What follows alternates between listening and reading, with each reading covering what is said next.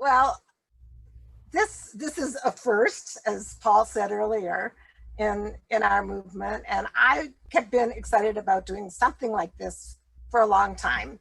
And of course, being online affords the opportunity to do it with many, many people in our movement, which has been very exciting. Shavuot is one of my favorite intellectual holidays. I like cheesecake too, but besides that, because it shows so clearly what I say about all Jewish holidays, which is they are completely layered. So what Jeremy and I have put together for you today is a combination of history and liturgy and poetry and some music to show the different layers of how one can celebrate and honor and appreciate Shavuot.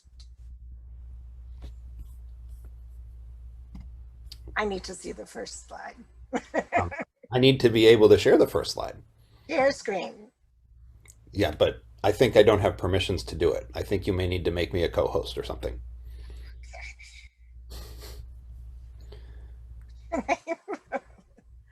Okay. I just made him a co-host. Thank you. Okay, thank you. There we go. I didn't know how to do it. Okay.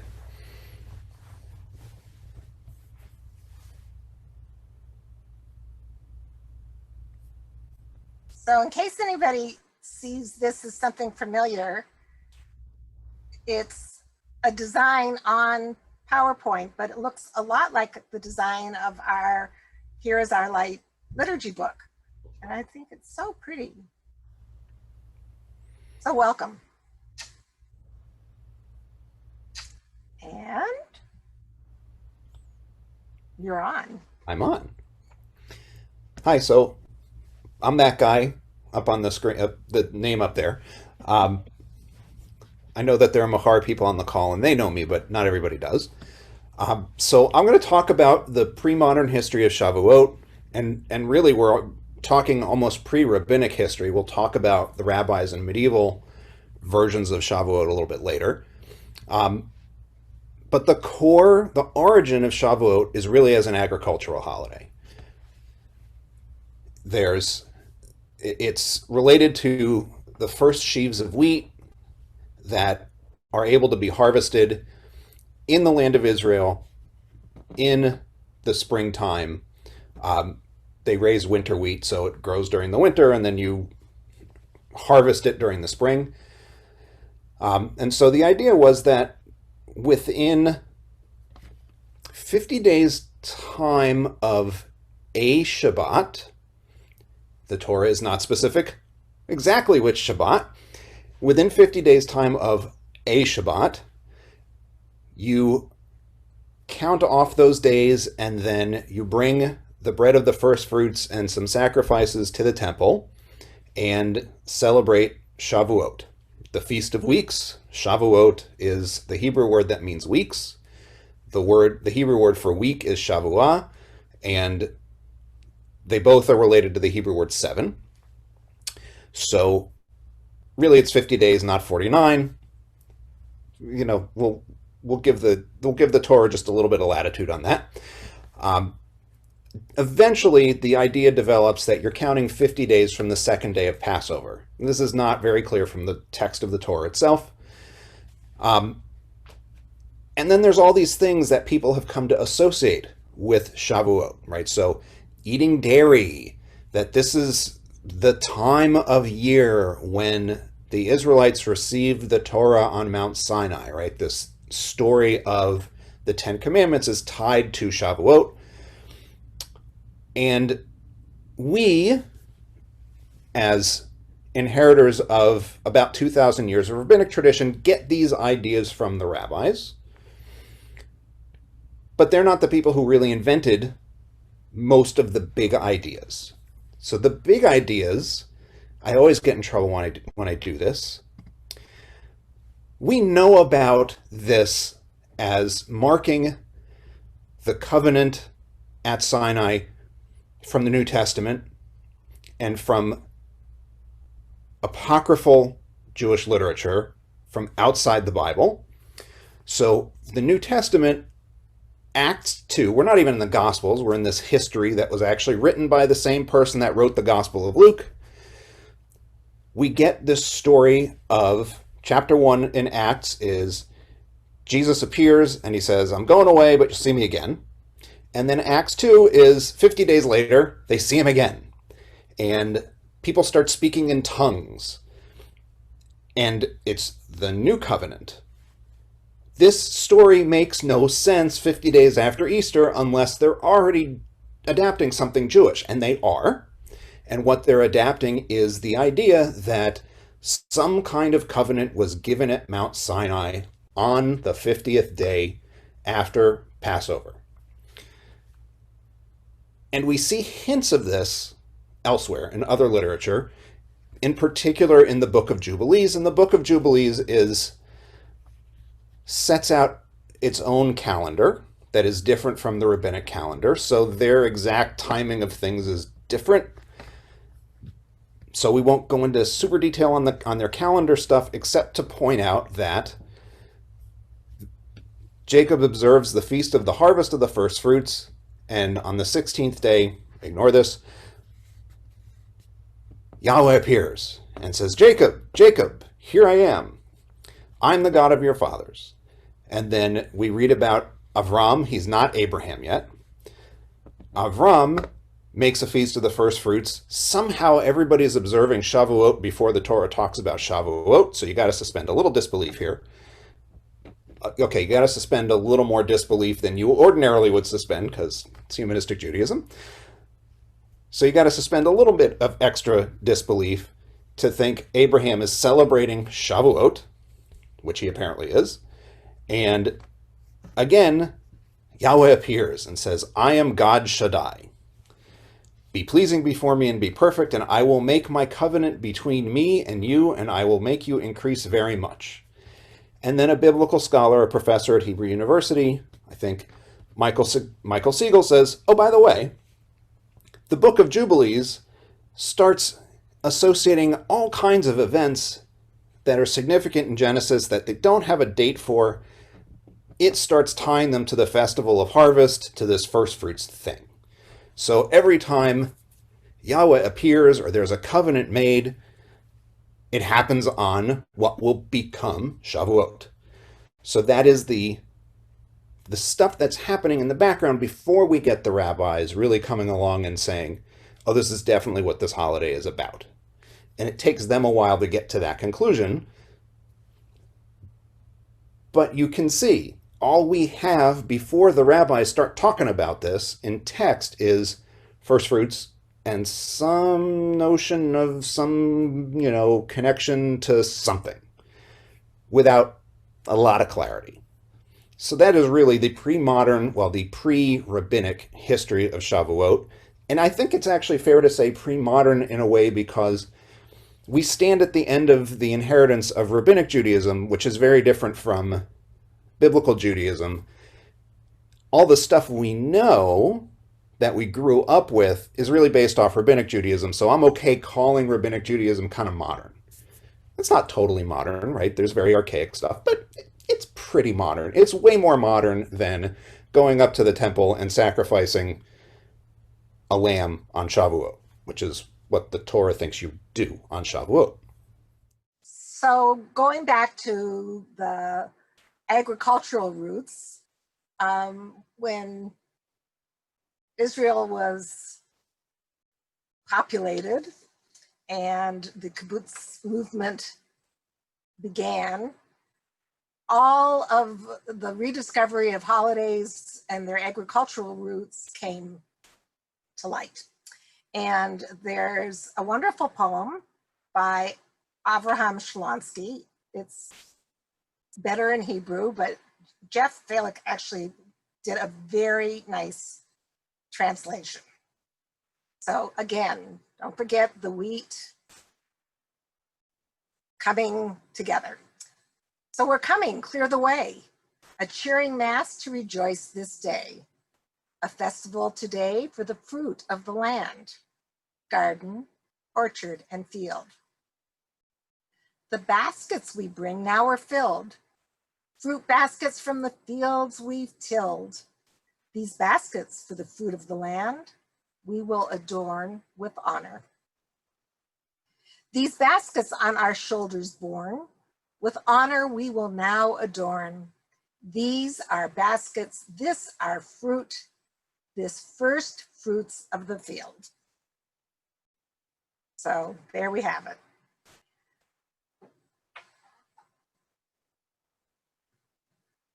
Don't do it yet. I want to talk about it for a minute. So there's a beautiful song called Kalaniot. It's about the anemones, which are a red flower. At this time of year, the fields are just adorned with them. As I was listening tonight to a number of people talking about the story of Ruth and how rooted in diversity Ruth is, I chose this song sung by Shoshana Damari, who's a Yemenite Jew, but came to Israel when she was very young, to Palestine when she was very young. And so I think her singing it is a very good, kind of nice taste of the diversity that Shavuot can offer us. There's a video that goes with this, so you'll be able to hear her sing. This is the English translation. It's all in Hebrew. So take a breath, close your eyes, and just enjoy her beautiful voice.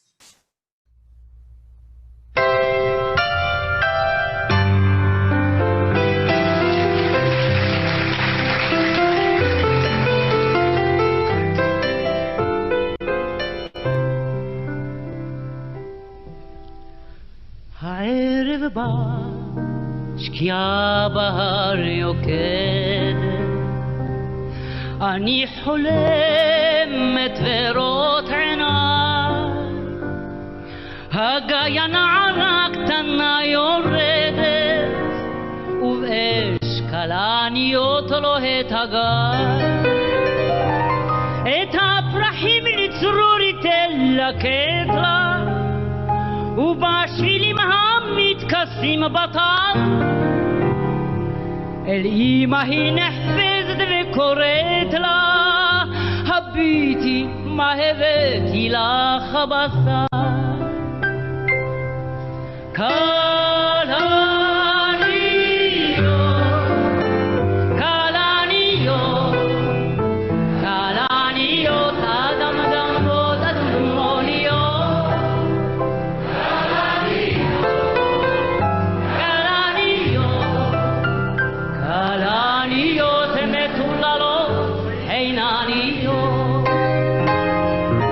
שקיעות בהר תבערנה ותדעכנה, אבל כלניות תמיד תפרחנה, סופות לרוב תהומנה ותסערנה, אבל כלניות תמיד תבערנה.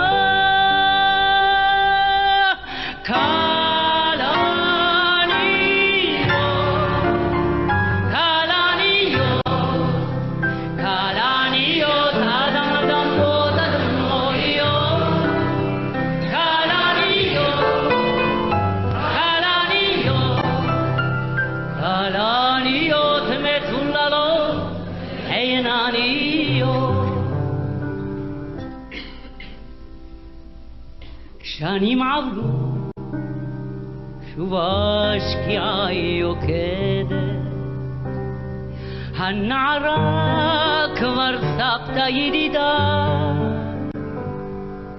הנה כבר נכדתה לגיא יורדת, ושוב כלניות פורחות בגיא, וכשקוראת הנערה אליה, הביטי סבתא מה הבאתי לך,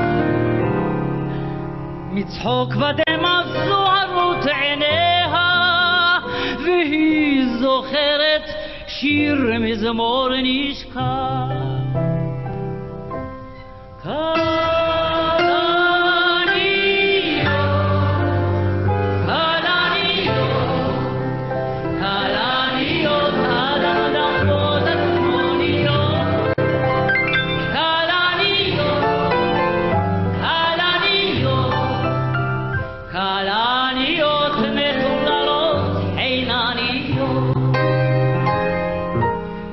הדורות באים חולפים בלי גבר, אך לכל דור יש כלנית וזבר. אשרי האיש ובין סופות ורעם, ברחה הכלנית לו לו רק פעם.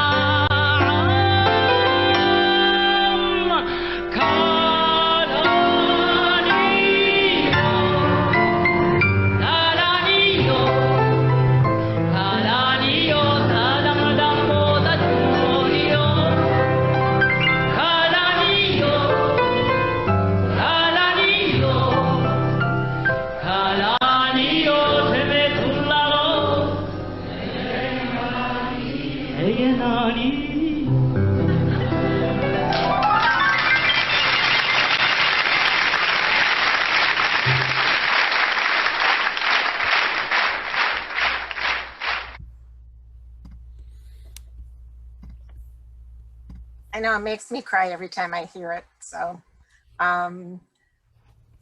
actually, Sherwin Wine found this song and it became part of our Shavuot celebration. And I had always heard somebody more modern singing it. And when I found the Shoshana Damari piece, I thought it was magnificent.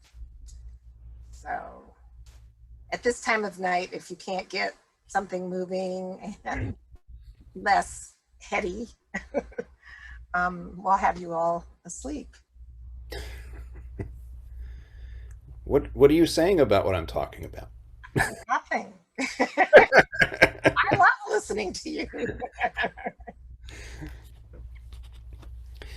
So you can see that,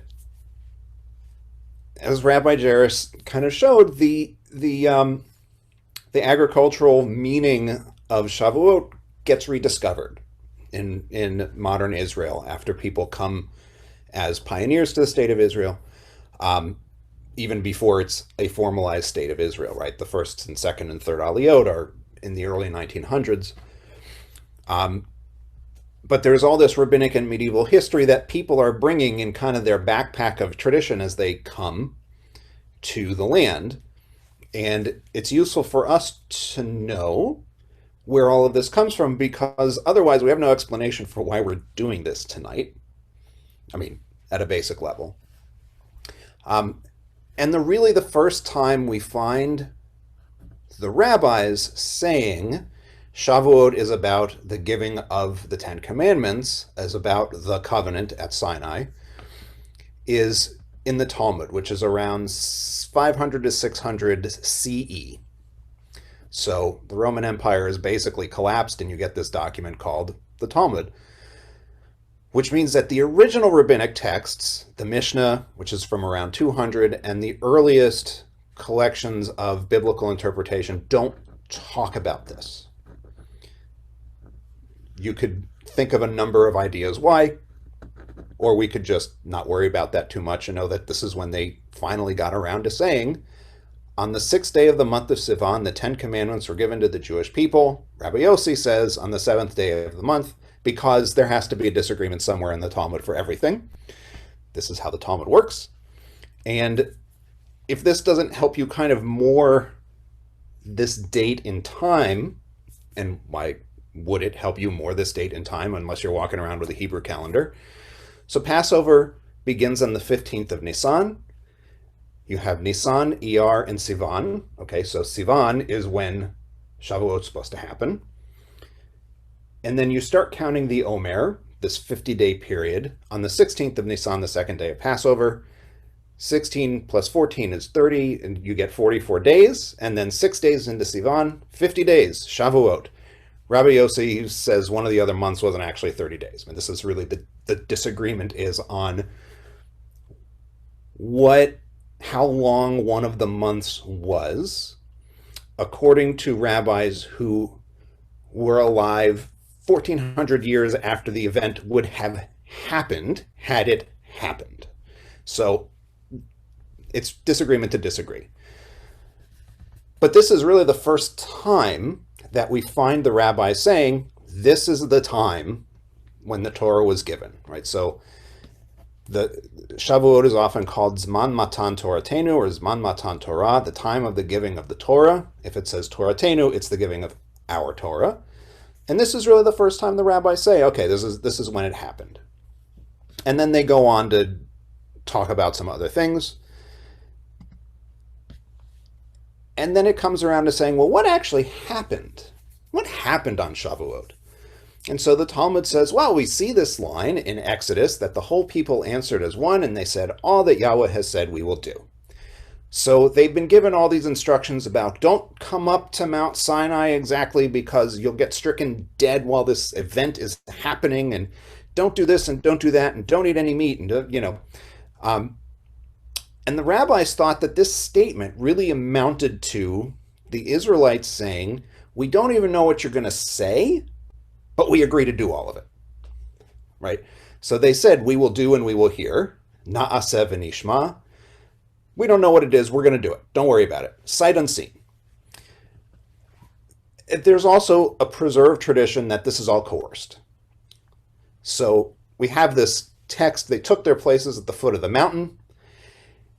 Midrash, this is a midrash that's about to happen. Midrash is usually premised on something wrong or something weird about the biblical text. Here, the weird part is that usually this verb that they're using to stand up, take a place, usually uses the preposition in front of. Here it uses a word that means something more like beneath. Okay, so we'll get really specific. The word is tachtit. In case this seems familiar to you, if you know the Yiddish word tuchus is your bottom. Tachtit is the bottom. Not the foot, not in front of, but the bottom, right? So this is the word being used. It's a weird word choice, and the rabbis have an explanation, because of course. And their explanation is, this teaches that the Holy One, blessed be He, lowered the mountain over them like a vat, and said to them, if you accept the Torah, fine, but if not, here will be your grave. So the rabbis imagined that the Israelites balked. They said, oh, we'll do this.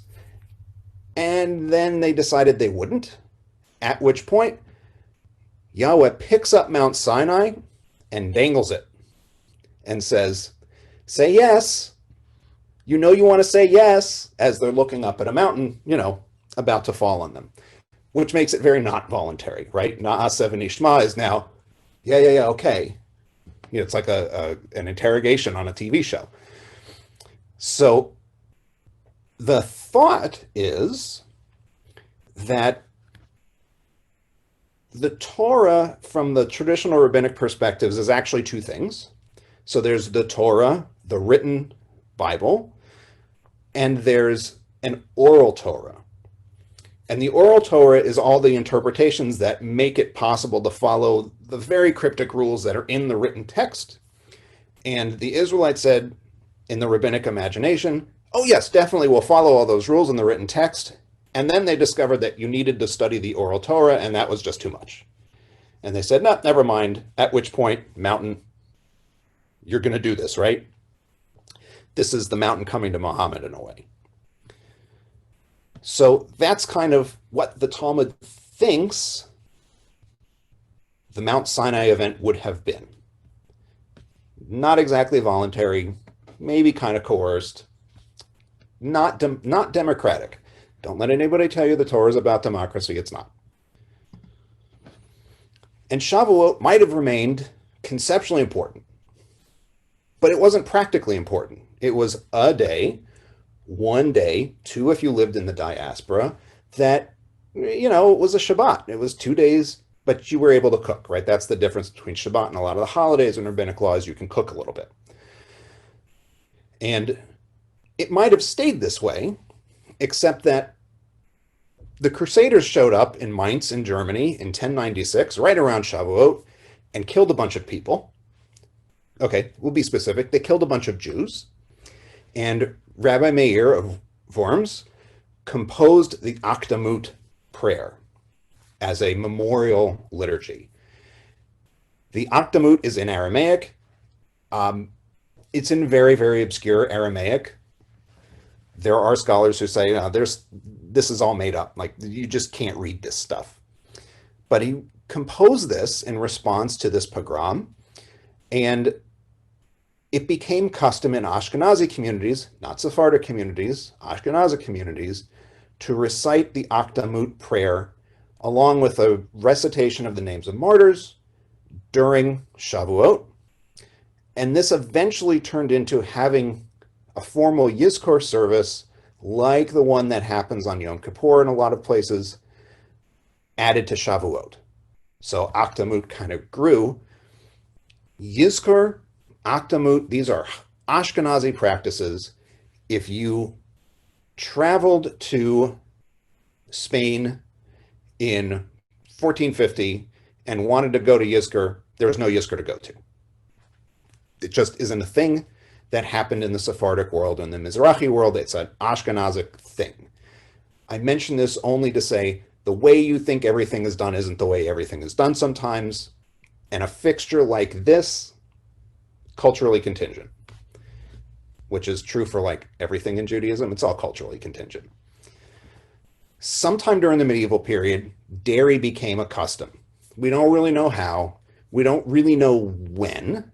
We don't have an explanation.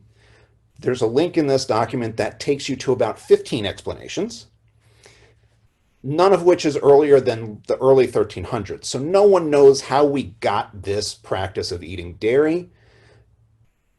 I'm not satisfied by any explanations, so I'm not going to bother you with any of the explanations. But it became a common practice to have dairy, and it became common among both Sephardic and Ashkenazic Jews. So it's not contingent to one area of the world. This is a global Jewish phenomenon tied to Shavuot. I can't eat dairy after 6 o'clock at night, so I've had no dairy on Shavuot today. I don't know what to tell you, maybe tomorrow.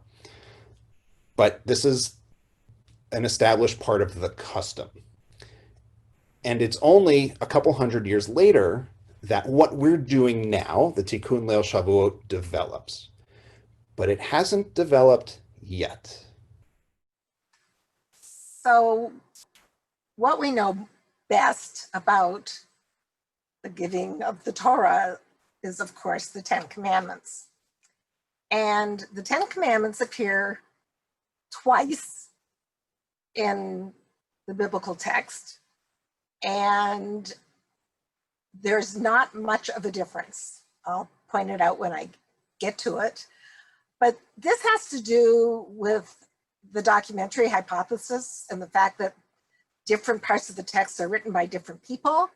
And when you know that there's a history of the Decalogue, the Ten Commandment format in the Middle East, when it came around to Deuteronomy, it was something that was already existent in the Jewish people and probably popular enough that they couldn't get rid of it and maybe didn't want to get rid of it. So I was going to read some of the text. So Exodus 20, which is right after some of the texts that Jeremy was pointing out in Exodus about, we will hear, we will do. So here's the beginning of the Ten Commandments. God spoke all these words, saying, I am the Lord your God who brought you out of the land of Egypt, the house of bondage. First statement, you shall have no other gods besides me. You shall not make for yourself a sculptured image or any likeness of what is in the heavens above or on the earth below or in the waters under the earth. You shall not bow down to them or serve them, For I, the Lord your God, am an impassioned God, visiting the guilt of the parents upon the children, upon the third and upon the fourth generations of those who reject me. This is not a secure God. Very nervous about who's going to behave and not. But showing kindness to the thousandth generation of those who love me and keep my commandments. Not sure that redeems him, but you shall not swear falsely by the name of the Lord your God, for the Lord will not clear one who swears falsely by his name. Remember the Sabbath day and keep it holy. 6 days you shall labor and do all your work. But the seventh day is the Sabbath of the Lord your God. You shall not do any work. You, your son, your daughter, your male or female, your slave, female slave, or your cattle, or the stranger who is within the settlements. For in 6 days the Lord made heaven and earth and sea and all that is in them, and he rested on the seventh day. Therefore the Lord blessed the Sabbath day and hallowed it. It's a lot more verbiage than we usually get here, right? Here we go. Honor your father and your mother, that you may long endure on the land that the Lord your God is assigning you. You shall not murder. You shall not commit adultery. You shall not steal. You shall not bear false witness against your neighbor. You shall not covet your neighbor's house. You shall not covet your neighbor's wife, or his male or female slave, or his ox or his ass, or anything that is your neighbor's. All the people witnessed the thunder and lightning, the blare of the horn, and the mountain smoking, and when they saw it, they fell back and stood at a distance. So let's see what Deuteronomy has to say. Don't forget, we started with, I brought you out of the land of Egypt. Moses summoned all the Israelites and said to them, Hear, O Israel, the laws and rules that I proclaim to you this day. Study them and observe them faithfully. The Lord our God made a covenant with us at Horeb. It was not with our fathers that the Lord made this covenant, but with us living, every one of us who is here today. Face to face, the Lord spoke to you on the mountain. This is Moses speaking, by the way. Saying, I am the Lord your God, who brought you out of the land of Egypt, the house of bondage. You shall have no other gods besides me. You shall not make for yourself a sculptured image, any likeness of what is in the heavens above, or in the earth below, or in the waters below the earth. You shall not bow down to them to serve them, for I, the Lord your God, am an impassioned God, visiting the guilt of the parents upon the children, upon the third and the fourth generations of those who reject me, but showing kindness to the thousandth generation of those who love me and keep my commandments. You shall not swear falsely by the name of the Lord your God, for the Lord will not clear one who swears falsely by his name. Okay, so up until now, the commandments have been identical.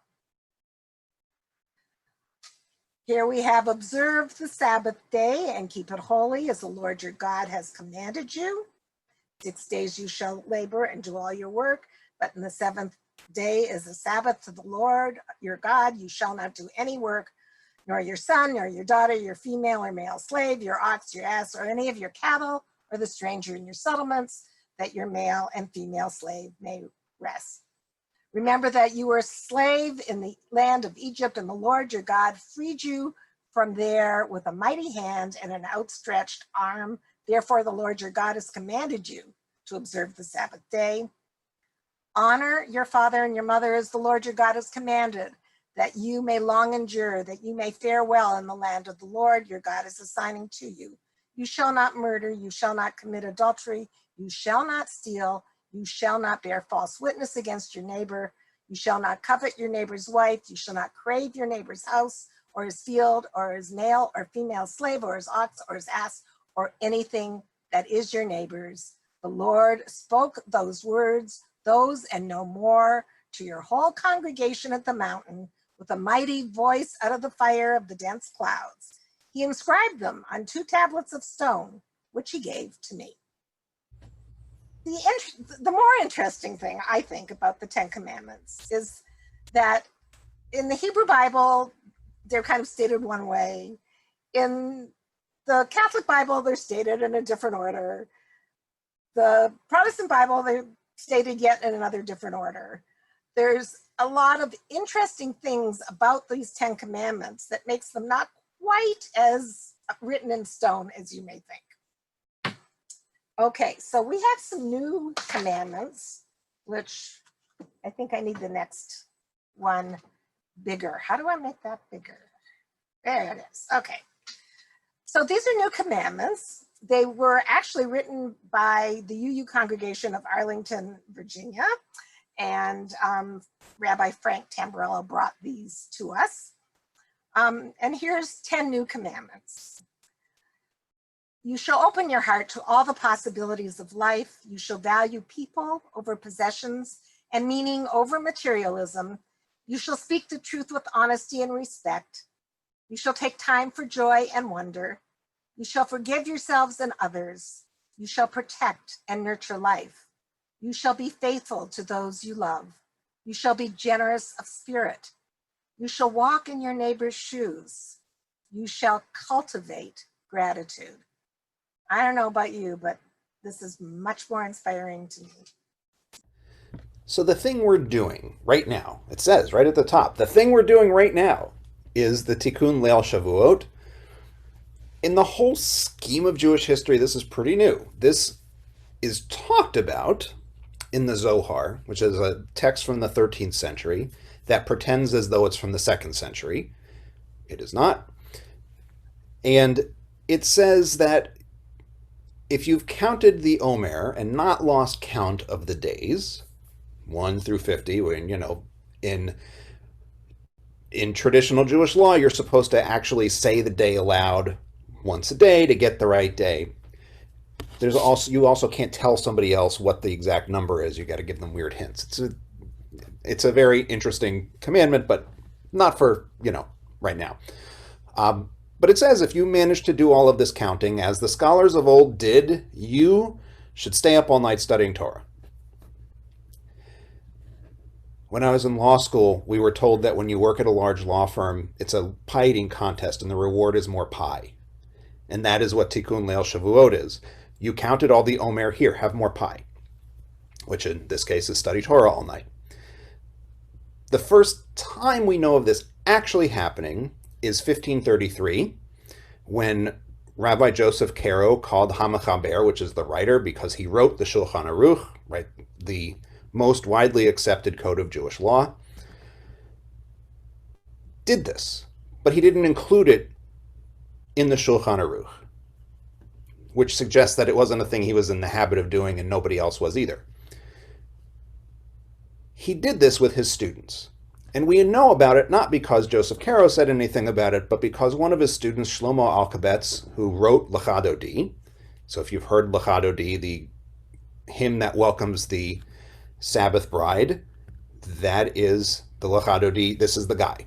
He put his name into it as an acrostic. Alkabetz writes a letter and says, I did this. We stayed up all through the night, and at some point, light came out of Caro's eyes, and he started speaking with a heavenly voice. So they had this weird mystical experience. Maybe they had bad dairy while they were staying up in the middle of the night. I don't know.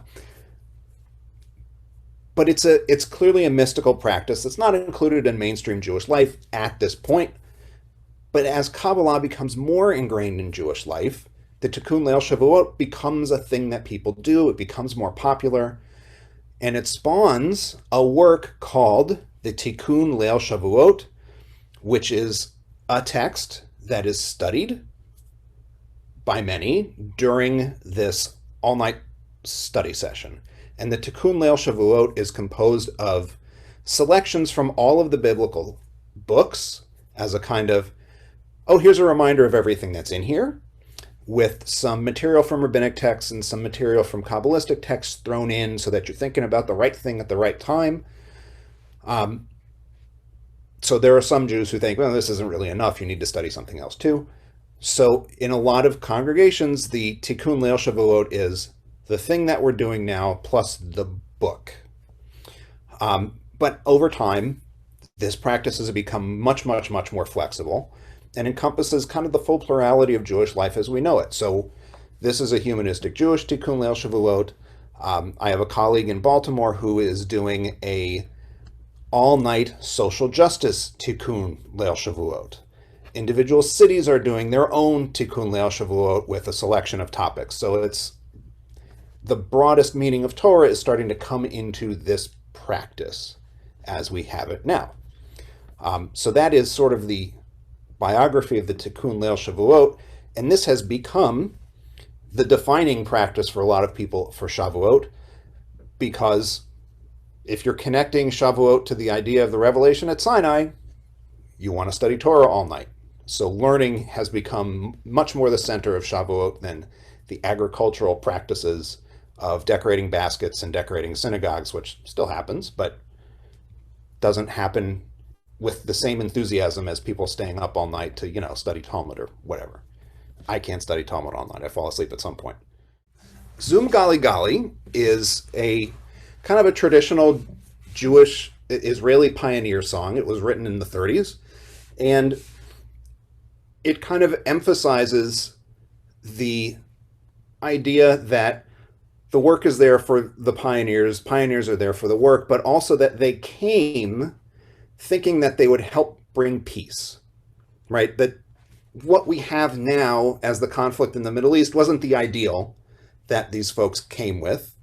Granted, there are some misconceptions on what they were doing, but this is very much tied to the rediscovery of agricultural meaning to Shavuot. So we thought, this is actually a really peppy song that you can start slow and you can go fast, and I do it with kids a lot. But it's easy to pick up the Hebrew, and you can hum through it if you don't want to try to pick up the Hebrew.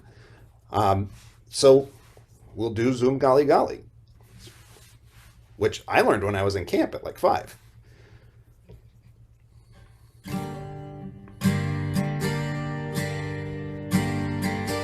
Zum Gali Gali Gali, Zum Gali Gali, Zum Gali Gali Gali, Zum. Zum Gali Gali Gali, Zum Gali Gali, Zum Gali Gali Gali, Zum. Hechalutz leman avoda, avoda leman hechalutz. Hechalutz leman avoda, avoda leman hechalutz. Zum Gali Gali Gali, Zum Gali Gali, Zum Gali Gali Gali, Zum. Hechalutz leman avoda, avoda leman hechalutz. Hashalom leman ha'amim, ha'amim leman hashalom. Hashalom leman ha'amim, ha'amim leman hashalom.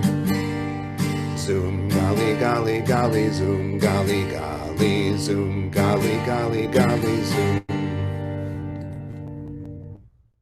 I had a question. When I was a kid on Shavuot, it was graduation from Saturday school, and we used to get carob pods as a treat.